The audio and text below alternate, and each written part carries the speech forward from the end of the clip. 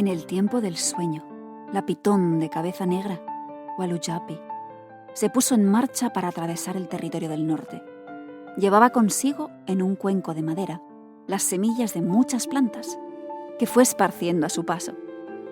Entre ellas estaban los boabs, y algunos aún marcan los lugares por donde pasó y la representan. Su poder aún vive en ellos y es peligroso.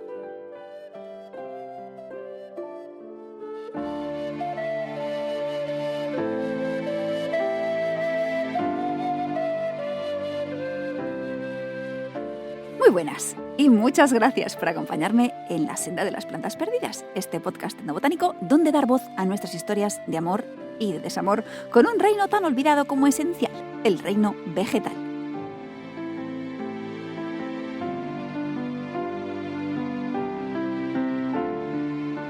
Soy Aina Eserife, bióloga y escritora, y hoy vamos a rendirles un pequeño homenaje a un grupo de árboles que son increíbles. Diría que casi instantáneamente reconocibles por las fantásticas formas que adoptan y que les han merecido el apodo de árbol del revés en algunas leyendas africanas. Hoy regresamos a la cuna de nuestra especie, África, para conocer un poco mejor a uno de los árboles más icónicos e importantes del continente donde nacimos. Y esto no es una mera figura retórica. Los restos de Homo sapiens más antiguos conocidos, de más de 230 milenios de antigüedad, casi nada, provienen de Etiopía, donde crecen estos magníficos paquidermos vegetales, los baobabs. Nuestra historia con los baobabs, especies que pertenecen al género Adansonia, está llena de sorpresas inesperadas, casi paradójicas.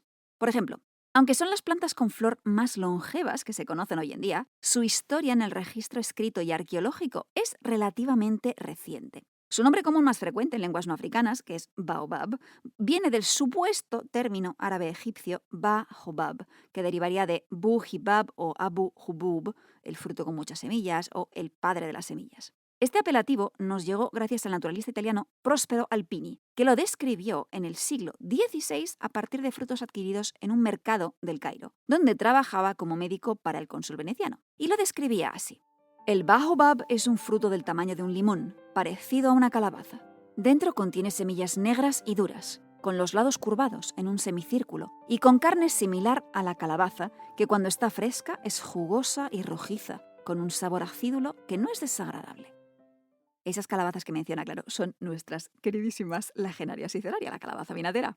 Pese a esta descripción, es que Egipto no forma parte del área de distribución, entre comillas, natural de estos árboles. Y baobab y similares son términos muy, pero que muy poco frecuentes para referirse a los baobabs. De hecho, no hay ninguna cultura indígena que conviva con ellos y que los llame así. Por si eso no bastase, el lugar del mundo con mayor diversidad baobabística es también el que más tarde descubrimos y poblamos los seres humanos. De ahí que, paradójicamente, la diversidad etnobotánica de tradiciones, usos, historias y leyendas sea menor que en otros sitios. Me refiero a Madagascar, la isla de las maravillas biológicas y, por desgracia, también de las miserias humanas.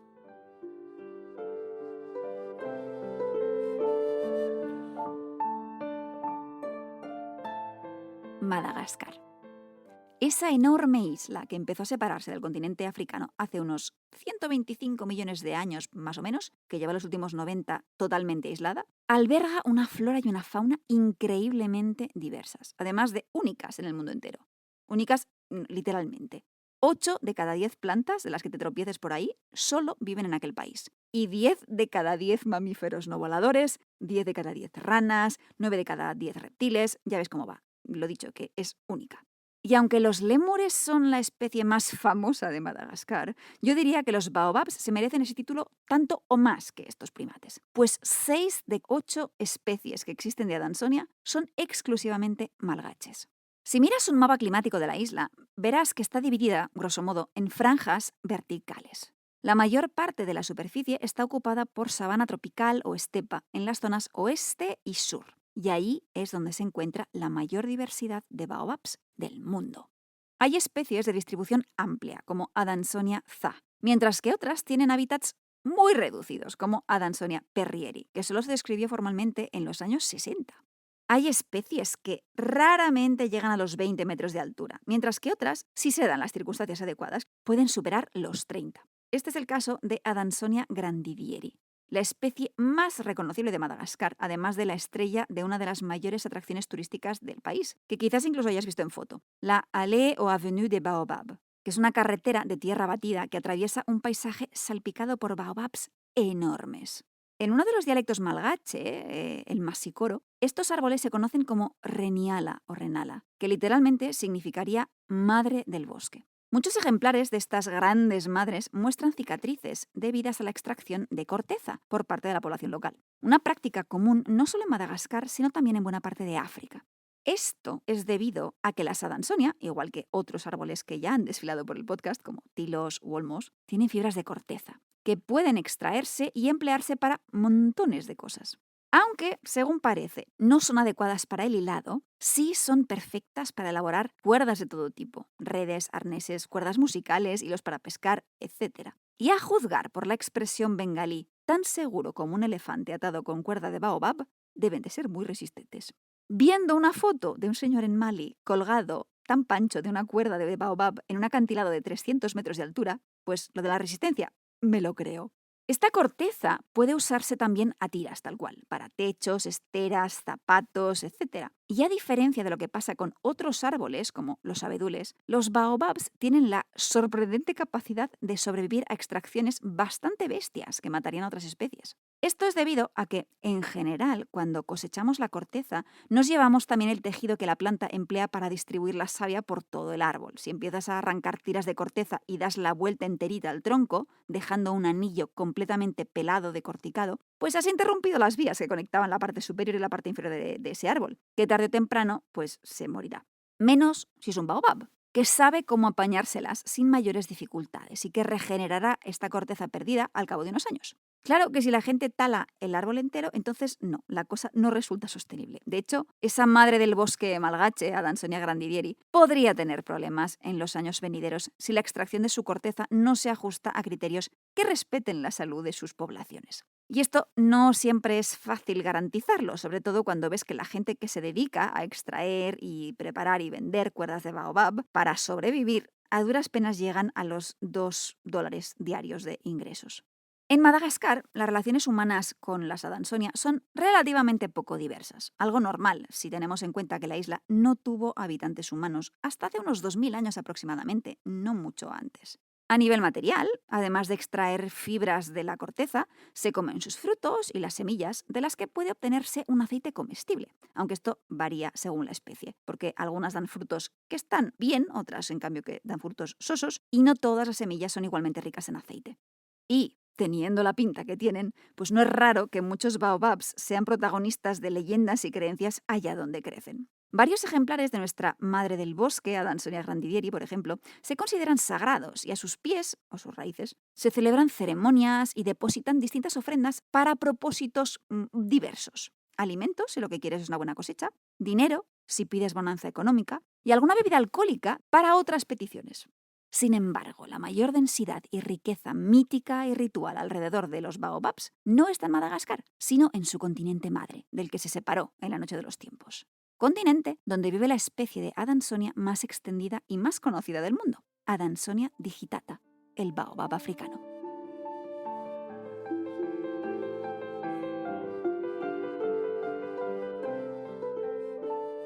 La bautizaron como digitata o digitata en honor a sus hojas adultas, compuestas, palmadas, con todos los foliolos que salen de un único punto. Hojas caducas, de las que el árbol se desprende al llegar la estación seca. Hojas comestibles, apreciadas como verdura en buena parte de África. En muchos lugares no pasa un día sin hoja de baobab en el plato. En cambio, su nombre genérico, Adansonia, es herencia del colonialismo europeo. Conmemora a un naturalista francés del siglo XVIII, Michel Adanson, que viajó al Senegal para conocer y describir sus riquezas naturales. En su libro, Historia Natural del Senegal, describió a unos cuantos ejemplares de pan de simio, cuyo tamaño califica como prodigioso, desmesurado, algo nunca visto en ninguna otra parte del mundo. Senegal es uno de los varios países africanos donde este prodigio vegetal, a veces llamado la madre del Sahel, funciona como símbolo de identidad, o así lo afirman algunos de sus habitantes. De hecho, aparece en su escudo, junto al más clásico león rampante, que esto ya es mucho más típico.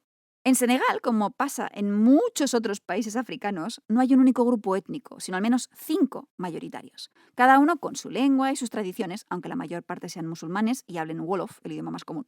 Sin embargo, los baobabs están presentes, no sé si en todas, pero en la mayoría de ellas sí. El baobab africano sirve como fuente de alimento para preparar gachas, salsas y bebidas.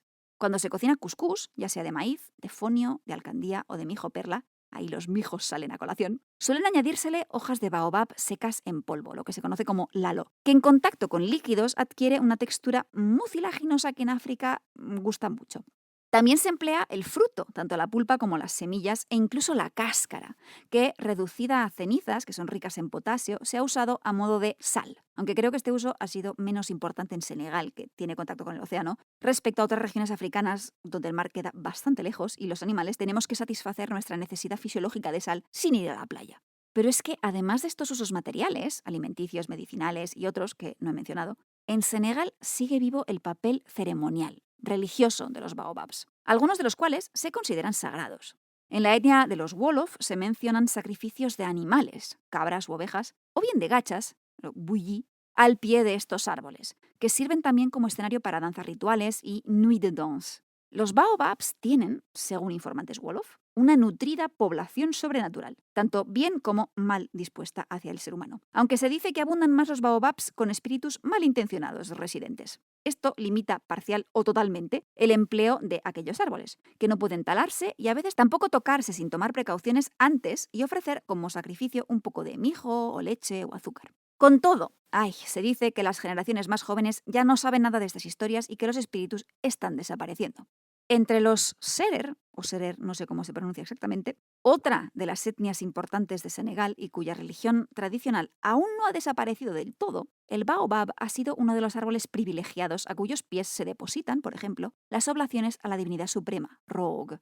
Con todo, no vale cualquier ejemplar, solo algunos son adecuados para realizar ceremonias a su sombra. Y aunque los Serer comentan que ya ha caído en desuso, mencionan un uso antiguo de los baobabs que aparece a menudo en la literatura: su empleo como lugar de entierro para los griots, personas depositarias de la tradición oral de su pueblo, que no podían ser enterradas en el suelo, so pena de echar a perder las cosechas, ni tampoco en el agua, que podrían contaminar de alguna forma. Estos entierros arbóreos salen a colación sobre todo en Senegal, pero la convicción africana de que los baobabs son vegetales con personalidad y a menudo espíritus asociados es bastante común allá donde crece Adansonia digitata. ¿Y dónde es eso?, me preguntarás. Bien, encuentras baobabs en el este y el oeste del África subsahariana, con un vacío en medio que separa a grandes rasgos y de forma bastante efectiva a los baobabs orientales de los occidentales, una diferenciación que se nota a nivel genético incluso. Y pese a la gran diversidad cultural y lingüística de las gentes que conviven con ellos, se adivinan temas simbólicos muy parecidos en conexión con los baobabs. Aparece en distintos puntos de África, por ejemplo, descrito como el árbol del revés, algo que a nivel mítico se explica con historias de lo más variopintas, desde caídas celestes con aterrizaje mal calculado hasta hienas vengativas con poco talento hortícola. Esta descripción quizás se inspire en el aspecto un tanto peculiar que ofrecen sus ramitas desnudas durante la época seca, coronando troncos de tamaños a veces descomunales. Pero hay quien sugiere que hay otro elemento que reforzaría esta idea de árbol inverso, y es que las flores de Adansonia digitata cuelgan boca abajo.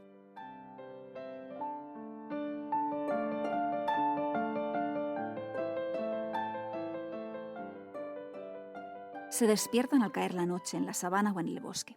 No son remolonas, sus 5 pétalos olorosos se desperezan con rapidez, algunas se abrirían en 30 segundos incluso, listas para seducir al animal que con un poco de suerte las ayudará a ser polinizadas. Sin embargo, las flores de los baobabs no son todas iguales. Entre las Adansonia malgaches, por ejemplo, las hay amarillas, naranjas y una roja.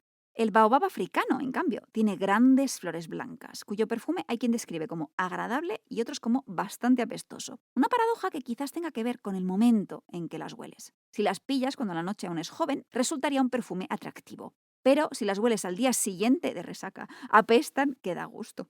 Estas flores cuelgan boca abajo a la espera de que lleguen sus polinizadores, que en la mayoría de territorios donde vive esta Adansonia corresponden a algún murciélago de la fruta. Con todo, hay otros muchos animalillos que se dejan caer por esas flores también. Algunos como ladrones de néctar o de polen, y otros como polinizadores más o menos eficaces. Por ejemplo, tenemos esfíngidos, que son esas maravillosas polillas colibrí que van por ahí buscando flores con néctar que puedan sorber con sus enormes espirotrompas en plan pajita XXL. Pero también, por ejemplo, abejas, muchas de las cuales instalan sus colmenas en los troncos de los baobabs. De hecho, estas colmenas aparecen de vez en cuando en historias y leyendas tradicionales. La moraleja general suele ser: si el baobab tiene un espíritu como las pulgas en residencia, no vayas a tocarle los cloroplastos intentando robarle la miel. De vez en cuando, estas flores también aparecen en las creencias indígenas, por ejemplo, en el sur del continente, Botsuana, parte de Sudáfrica, y se creen habitadas por algún espíritu al que no quieres enfadar, créeme. Se dice que quien arranque una flor acabará devorado por un león. Un poco drásticos estos espíritus. Aunque entiendo que evitar que se dañen las flores tiene sus ventajas si piensas que toda flor arrancada es un fruto que ya no te podrás comer en el futuro. El baobab florece en temporada de lluvias y en lugares como Kenia forma parte de los indicadores florales del calendario agrícola tradicional.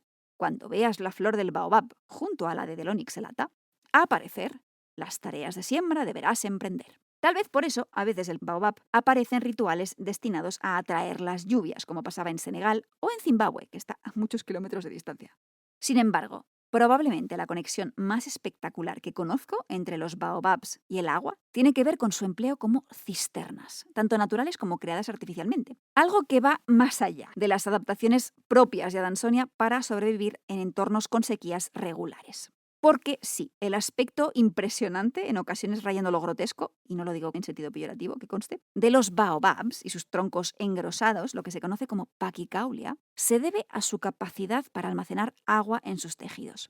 Las Adansonia tienen una madera que es de lo más húmedo que hay. También es una madera considerada pésima como combustible normal y también como material de construcción. Es blandurria, como la que más. Y cuando un baobab muere, la madera se derrumba y se deshace con una rapidez pasmosa en comparación con otros árboles. Pero aquí entra en juego otra característica que se da con relativa frecuencia en Adansonia: el fenómeno de los troncos huecos. La cantidad de baobabs perfectamente sanos, cuyo interior está vacío, es notable, y en ocasiones son huecos lo suficientemente grandes como para cobijar a varias decenas de personas dentro. Desde que el viajero musulmán del siglo XIV, Ibn Battuta, dejó constancia de un tejedor en Mali que se había instalado en un baobab hueco, la lista de locales alojados dentro de estos árboles ha crecido mucho y ahora incluye, además de baños, bares, prisiones o casas, cosas tan curiosas como gasolineras, garajes, oficinas de correos o herrerías. Para que un baobab sirva como baño o como bar, claro está, necesitas una puerta de entrada. Pero si el acceso a esta oquedad interior del tronco está más alta, ese hueco puede servir para acumular cosas de valor dentro, como por ejemplo agua.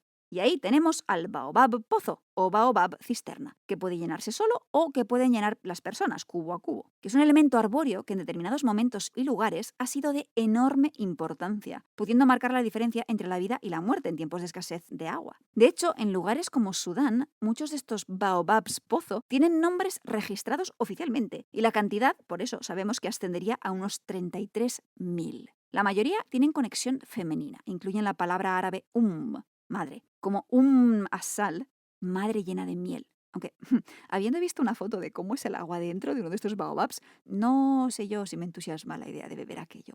Pero tampoco acaban ahí las conexiones entre los baobabs y el líquido elemento, que podría ser la clave para interpretar un misterio que no tenemos del todo bien resuelto. A saber, ¿cómo llegaron los baobabs a Australia?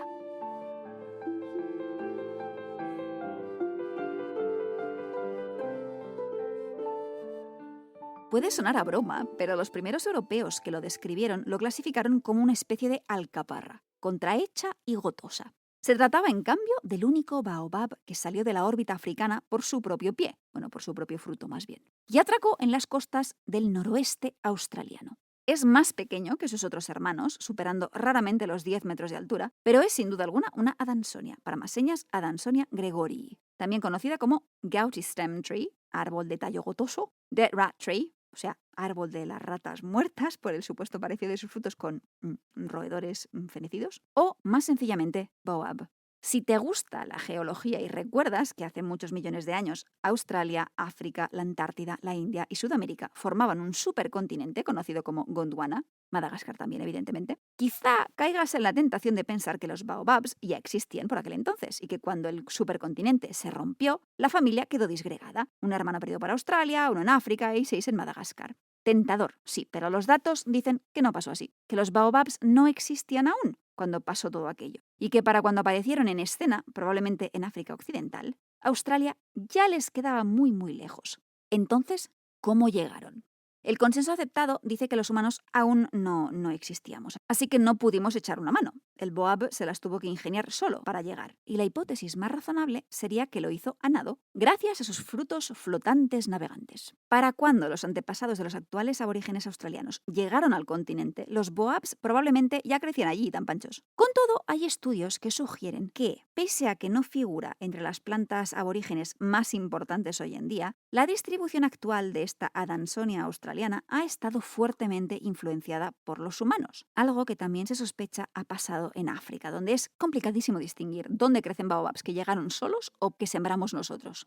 Aunque los boabs en Australia no son súper frecuentes en mitos e historias aborígenes, en algunos sí aparecen. Un ejemplo es la pequeña historia que has escuchado al principio del episodio, referida a los Yarralin, una comunidad aborigen para quien ciertos boabs llevan la marca de una pitón que surcó sus tierras ancestrales durante el sueño, ese tiempo mítico que caracteriza la religiosidad australiana, ya sabes. Lo curioso es que las cortezas de ciertos boabs, además de sus frutos, se han usado como superficie donde labrar o pintar diseños varios, cuyo significado a veces desconocemos, quizá porque solo pueden leerlo determinadas personas sabias. Y otras veces está relacionado con prácticas de brujería, que pretenden dañar a alguien, y si para ello usas un boab que aún contiene el poder de aquella mítica pitón venenosa, se supone que la efectividad del embrujo será letal. No todos son fechas, iniciales y corazones en el mundo de las marcas sobre corteza arbórea.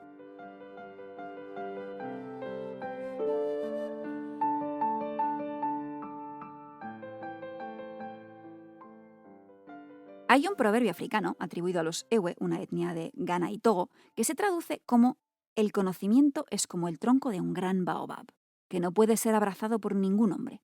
Hace unas décadas empezaron a salir estudios científicos de un equipo que se ha embarcado en la tarea de localizar a los árboles más viejos de África, que suponemos son baobabs, y determinar de forma precisa sus edades. Para esto deben aplicarse técnicas distintas a las que suelen usarse con otros árboles. Contar anillos de crecimiento, por ejemplo, no funciona con los baobabs y menos con los que tienen troncos huecos. Pero, claro, sin renunciar a la exactitud. Los resultados han revelado que Adansonia es, según parece, la planta con flor más longeva que hemos podido datar. Al ejemplar más antiguo se le calcularon unos 2.500 años de edad. Por desgracia, colapsó entre 2010 y 2011 y ya no existe. En un artículo de 2018, el equipo de investigación responsable de estas dataciones comentaba que el hecho más inesperado e intrigante es que desde 2005, 8 de los 13 baobabs más antiguos de África y 5 de los 6 ejemplares más grandes han muerto, o sus partes, troncos más antiguos, han colapsado y muerto. No sabemos por qué, aunque podría estar relacionado, como no, con cambios en las condiciones climáticas. Si no ha habido más bajas desde entonces, el baobab vivo más viejo que aún nos queda está en Zimbabue y tiene unos 1.800 años de edad. Como muchos ejemplares ancianos de Adansonia, es un árbol como compuesto, con troncos más viejos y otros más jóvenes que han ido formándose alrededor del tronco original y fusionándose entre sí. Lo nuevo que presta apoyo sólido a lo viejo y hace crecer el tronco de este gran árbol hasta volverlo tan majestuoso, tan enorme e inabarcable como la sabiduría de la que habla el proverbio Ewe. Quiero pensar que aún estamos a tiempo de aplicarnos este refrán, que aún podemos darnos la mano para abrazar a los grandes baobabs que nos quedan y construirles un futuro que sea más sabio, donde puedan seguir viendo, como hasta ahora, los milenios pasar.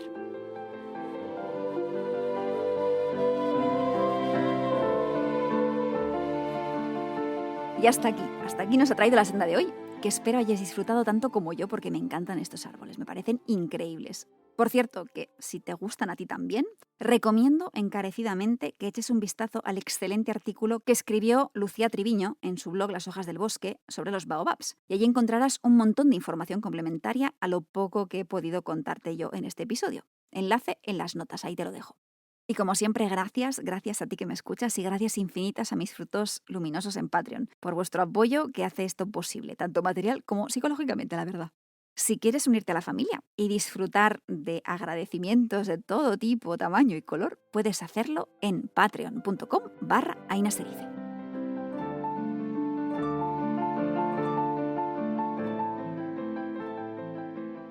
He dudado mucho sobre quién sería nuestra siguiente invitada, pero al final cayó por su propio peso, porque es que es pariente del baobab.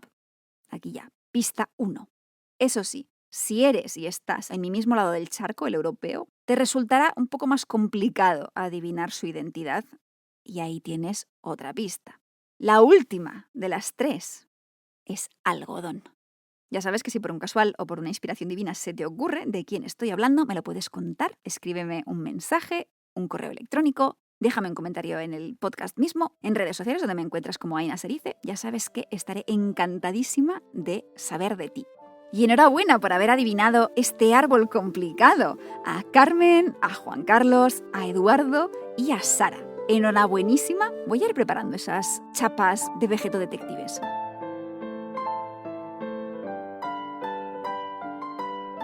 Y dicho esto, no me queda más que dar las gracias a los baobabs del leño milenario, agradecerte a ti muchísimo la compañía, desearte un muy feliz día y que la divina clorofila te acompañe.